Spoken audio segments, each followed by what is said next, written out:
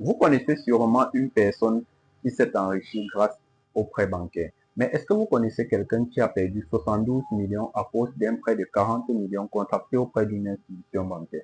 Aujourd'hui, je vous raconte l'histoire de ce partenaire qui a perdu un actif immobilier à cause d'une clause qu'il a négligée dans son contrat bancaire.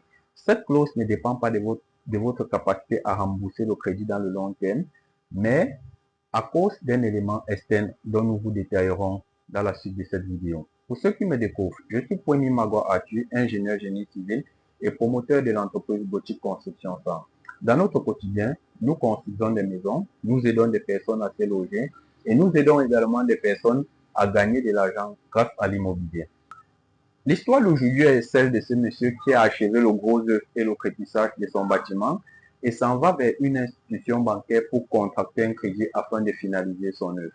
Pour cela, il contracte un crédit de 40 millions à un taux d'intérêt de 1% par mois sur une durée de 2 ans.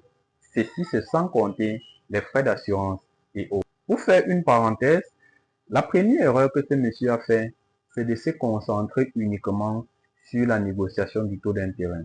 Les éléments les plus importants lors de la négociation d'un prêt, il y a le différé. Le différé, c'est la période entre laquelle votre prêt est accordé et le moment où vous commencez à rembourser. Et il y a également la durée du prêt. Aujourd'hui, nous avons des banques qui empruntent sur des durées de plus en plus importantes. Donc, il y avait possibilité de négocier sur un prêt de 3, voire même 4 ans.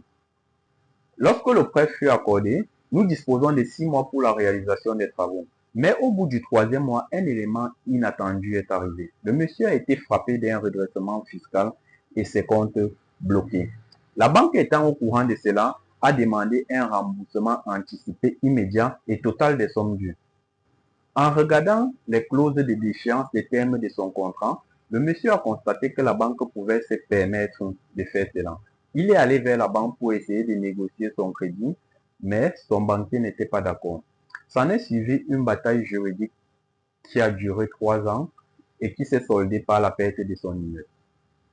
Ce qu'il faut retenir à la suite de cette vidéo est de bien lire son contrat bancaire. Et au moment de la négociation, il faut prioriser le différé et la durée de votre prêt bancaire. C'était la minute de sensibilisation dans le domaine du génie civil. À la semaine prochaine pour une autre vidéo.